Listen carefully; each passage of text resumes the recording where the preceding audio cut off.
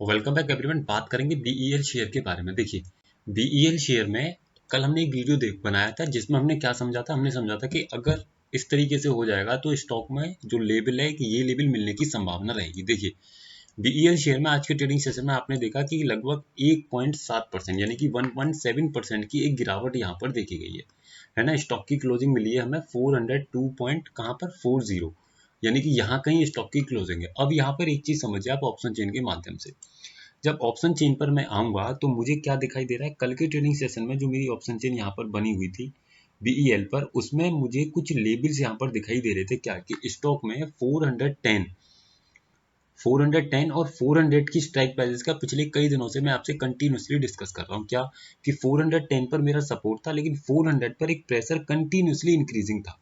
Last trading session की बात करें तो 400 की स्ट्राइक प्राइस पर यानी कि 410 से 400 की स्ट्राइक प्राइस पर एक प्रेशर 90% था। तो मैंने आपसे कहा था कि अगर ये प्रेशर हट जाए और ये प्रेशर 70 से नीचे आ जाए और स्ट्रॉन्ग अगर सपोर्ट हो जाता है एट 410, तो ऐसे केस में स्टॉक में एक लगभग अपसाइड का मोमेंटम 20-10 रुपए तक का मिल जाएगा, जो स्टॉक को 420 तक लेकर के चला जाएगा, जो मेरा रेजिस्टेंस क्रिएटेड है। लेकिन आज के ट्रेडिंग सेशन में क्या हुआ कि अगर आप देखने की कोशिश करेंगे तो 410 से 400 की स्ट्राइक प्राइस पर जो प्रेशर बना हुआ था ना, वो प्रेशर एज इट इज बना हुआ है, बल्कि स्लाइड सा डिक्रीज हुआ सिर्फ 88%। तो जब डिक्रीज हुआ तो ऐसे केस में स्टॉक को ऊपर जाना चाहिए, लेकिन स्टॉक में गिरावट क्यों देखने को मिली? क्योंकि इसका एक रीजन क्या है कि स्टॉक में 410 पर क्रिएटेड है बिकॉज ऑफ वॉल्यूम। किसके कारण? वॉल्यूम के कारण एक मेरा रेजिस्टेंस। तो ऐसे केस में जब 410 पर मेरा रेजिस्टेंस है तो ये मार्केट को ऊपर 410 से नहीं जाने देगा, ये स्टॉक को नीचे की तरफ गिराने की कोशिश करेगा। लेकिन अगर यही रेजिस्टेंस मेरा एट 420 होता तो चांसेस होते कि स्टॉक अप साइड में चला जाता, क्योंकि बॉटम 410 के आसपास मेरा क्रिएटेड था, है ना।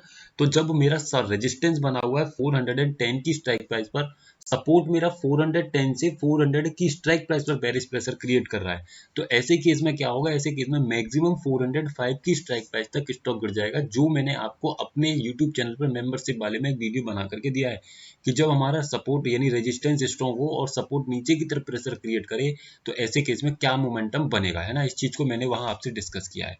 अब यहाँ पर देखिए क्या हुआ, यानी कि इसी कारण स्टॉक में आपने क्या देखा, स्टॉक में आपने गिरावट देख ली और स्टॉक में 1.7% के साथ में स्टॉक में एक अच्छी गिरावट जो स्टॉक को 402 तक के लेवल्स दिखाने में सक्सेस हुई। अब आने वाले ट्रेडिंग सेशन की संभावनाओं को यहाँ समझने की अगर हम कोशिश करें तो क्या दिखाई दे रही है कि बॉटम जो इसका स्टॉक का दिखाई दे रहा है वो 396 397 के आसपास का दिखाई दे रहा है। क्यों?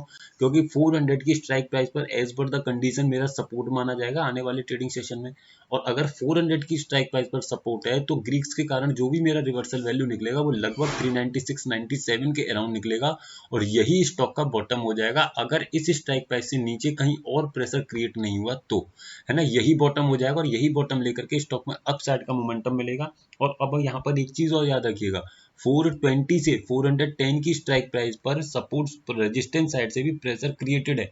ऐसे केस में मे बी दैट रेजिस्टेंस मेरा 420 से उठ करके 410 पर आया तो जो स्टॉक 420 तक जाने की संभावना रखता है, फिर वो स्टॉक 410 पर ही आकर के रुकने की कोशिश करेगा। इस चीज को भी याद रखिएगा।